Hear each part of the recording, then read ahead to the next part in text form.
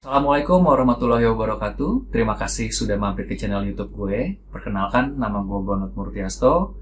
Di channel YouTube gue ini, gue akan coba menceritakan tentang pengalaman-pengalaman mistis yang langsung gue alami sendiri dari sejak gue kecil sampai dengan usia gue saat ini. Akan gue coba ulas lagi di sini, akan gue ceritakan seperti apa pengalamannya dan bagaimana bentuk-bentuk makhluk-makhluk astral yang pernah gue lihat. Semoga kalian bisa menikmati cerita-cerita horor yang pernah gue alami ini. Tapi sebelumnya jangan lupa untuk like, subscribe, dan bunyiin loncengnya untuk kalian bisa ngikutin cerita-cerita yang gue sajikan ini dan bisa membantu gue untuk membangun channel YouTube gue ini. Untuk kalian semua yang ada di sana, jangan lupa untuk selalu menerapkan protokol kesehatan dengan memakai masker, mencuci tangan dengan sabun, dan menjaga jarak. Kita mulai dari cerita yang pertama. Pengalaman mistis yang pertama kali gue alami itu kelas 4 SD. Saat itu gue yang tinggal di satu rumah di daerah Manggarai. Gue dan keluarga gue tinggal di suatu rumah. Jadi satu rumah ini itu ada sekat di tengahnya jadi dua rumah. Yang satu ditempatin sama gue dan keluarga, dan yang satunya ini ditempatin sama keponakan temen bokap gue. Temen bokap gue ini udah kayak keluarga. Jadi bokap gue ini memang sudah dianggap kayak anaknya. Kita nih dipinjemin rumah karena kondisinya sebenarnya saat itu bokap gue lagi bangun rumah di daerah Cimanggis, Depok. Di tempat yang gue tempatin ini ada akses penyambung. Akses penyambungnya itu ada di atas. Jadi kalau kita mau ke rumah sebelah itu ada tangga, naik ke atas, keluar dulu, itu lewat genteng. Di genteng itu ada ruangan khusus untuk menuju ke rumah yang sebelah. Tapi cuma sebatas kayak akses penyambung. Akses penyambungnya itu cuma ya ruangan 4x4, terus tangga buat turun ke bawah. Nah, di bawah ke tangga itu baru ada pintu. Pintunya itu yang bisa baru masuk ke rumah keponakannya mbah gue itu. Pada suatu hari, itu jam 12.30, gue yang lagi naik ke atas, tujuannya mau main layangan waktu itu. Karena saat itu memang lagi musim layangan. Anak-anak zaman dulu, usia-usia gue suka main layangan di genteng. Pas saat gue lagi main layangan, gue tiba-tiba tertarik untuk melihat akses sambung dari rumah itu. Karena saat itu kondisinya layangan gue juga sudah mulai habis karena putus terus saat main. Ya udah, sebelum gue turun ke rumah, gue coba memutuskan untuk ngeliat akses tangga tersebut. Masuklah gue ke dalam akses rumah itu. Nah, posisi gue saat itu sudah ada di depan pintu akses penyambung. Saat gue masuk pertama kali, yang gue lihat itu di sebelah kanan gue sekitar berjarak 2 meter itu ada kaca besar. Kacanya itu ukurannya tingginya 2 meter, lebarnya 1,5 meter.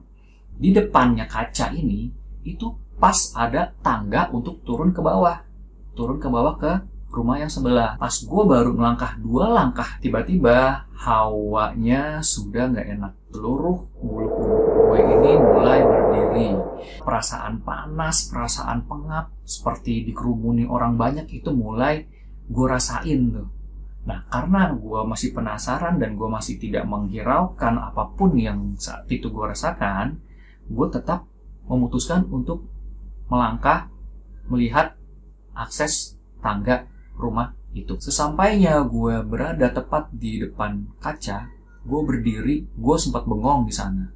Karena memang kacanya besar, satu badan gue seluruhnya dari atas kepala sampai atas kaki kelihatan jelas. Sambil lihat kaca, gue mulai ngeliat ke kanan ke kiri, sekeliling di belakang gue. Memang kondisinya ruangan itu cukup gelap karena mataharinya nggak masuk ke dalam ruangan itu dan ventilasinya juga sedikit banget. Jadi memang kondisi jam-jam setengah satuan, matahari itu sudah tepat ada di atas kepala kan ya. Jadi memang sudah gelap lah di ruangan sana gitu loh. Saat gue ngeliat ke kaca, timbul di pikiran gue itu ada sosok makhluk perempuan berambut panjangnya itu bisa sampai sepahanya, tapi mukanya masih ketutup. Saat makhluk itu muncul di pikiran gue hanya mencoba untuk istighfar dan mencoba mengalihkan pikiran gue kalau sebenarnya itu mungkin cuma bayang-bayangan gue aja. Akhirnya gue putuskan untuk beranjak dari kaca besar itu dan mengarah ke arah tangga. Saat gue jalan ke tangga, itu memang gak ada yang aneh. Sampai akhirnya gue berdiri tepat di anak tangga paling atas di akses penyambung rumah tersebut. Jadi posisi gue sudah ada di anak tangga paling atas. Gue ngeliat ke bawah, ada pintu besi, posisinya gelap gitu loh. Jadi cukup jaraknya itu memang gak terlalu jauh ya, mungkin cuma kayak sekitar 3 meter 4 meteran gitu loh jarak tangga itu dari posisi gue diri sampai di ujung pintu akses sambung itu. Saat gue perhatikan, gue mulai fokus ke arah pintu baja. Ada hal yang memang menarik gue untuk memperhatikan pintu itu. Sempat terdiam gue di sana sekitar beberapa detik lah ya. Tiba-tiba gue melihat kuntilanak berdiri di depan pintu akses penyambung rumah itu. Kuntilanak itu wujudnya seperti apa yang gue bayangkan pada saat gue berdiri ada di depan kaca.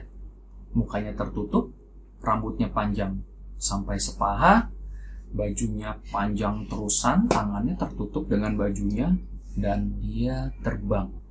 Saat gue melihat ke arah kuntilanak itu, dia cuma menunduk aja sampai sekian detik baru kuntilanak itu bertindak. Kuntilanak itu mulai terbang ke arah gue secara perlahan. Karena dia terbang, rambutnya yang tadinya nutupin muka itu mulai kebuka, mulai kelihatan. Yang gue lihat di sana wajahnya yang pucat, dagunya itu panjang, mukanya bentuknya tuh panjang. Terus matanya dia itu, bola matanya ini sama yang putihnya ini putih semua. Tapi di bagian pupilnya itu bentuknya sama kayak mata ular. Gue waktu itu bener-bener kaget, takut, dan gue nggak bisa ngapa-ngapain. Badan gue nge-freeze. Gue cuma bisa diem ngeliat semakin dekat kuntilanak itu ngedeketin gue. Sampai akhirnya sekitar berjarak 2 meter kurang dari posisi gue berdiri, baru gue di situ bener-bener ngelawan rasa takut gue itu dengan berlari keluar dari ruangan. Akhirnya gue keluar dari ruangan itu dan gue segera turun ke rumah gue.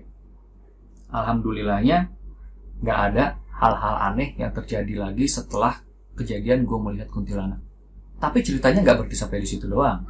Jadi di beberapa hari berikutnya, kejadiannya itu sekitar jam 11 siang saat gue baru pulang sekolah. Di tangga rumah gue itu yang naik buat keluar itu, di sebelahnya itu ada meja makan. Gue pulang sekolah, gue duduk di meja makan itu sambil ngemil sambil nonton TV waktu itu. Nyokap gue naik ke atas, dia mau jemur pakaian. Selang beberapa menit, tiba-tiba pas gue lihat nyokap gue ternyata jatuh dari atas. Nyokap gue itu jatuh terguling-guling. Karena gue kaget dan panik, gue langsung samperin nyokap gue secara refleks.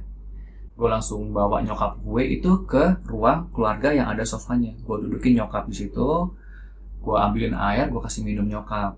Setelah gue kasih minum nyokap, gue mulai tanya sama nyokap, "Mah, kenapa kok bisa jatuh?" Nyokap gue jawab, tiba-tiba mata mama gelap dan kayak ada yang dorong gitu aja. Ya udah, gue tidak berpikir ke hal-hal yang lain-lain karena gue pikir nyokap gue memang kondisinya saat itu lagi capek di tengah matahari yang lagi panas. Biasanya kan kalau dari terang masuk ke dalam ruangan tuh kan matanya kan rada gelap tuh gitu. Gue pikir karena hal itu kan. Akhirnya gue sama nyokap selesailah. Gue cuma bantuin nyokap untuk sembuhin beberapa luka karena waktu itu nyokap tergores di bagian pipinya. Selang beberapa hari, gue menceritakan kejadian nyokap jatuh ini kepada keluarga bokap gue yang notabene itu memang cukup mengerti dan paham mengenai makhluk-makhluk astral. Gue ceritain dari awal kejadiannya saat nyokap naik ke atas sampai nyokap jatuh. Dan gue dikagetkan dengan jawaban dari saudara bokap gue ini menceritakan bahwa nyokap gue itu jatuh didorong sama makhluk halus. Namun yang bikin gue aneh, gue tidak menceritakan kuntilanak di akses penyambung rumah tersebut sama saudara bokap gue. Tapi anehnya, saudara bokap gue itu menjelaskan makhluk yang mendorong nyokap gue itu wujudnya sama persis sama makhluk yang gue lihat itu. Oke, terima kasih sudah mendengarkan cerita pengalaman mistis gue yang pertama. Dan gue akan memberikan cerita pengalaman mistis gue yang selanjutnya. Semoga kalian terhibur. Dan sekali lagi, jangan lupa like, subscribe, komen, dan bunyiin loncengnya biar gue bisa tetap semangat menceritakan pengalaman-pengalaman mistis yang pernah gue alami.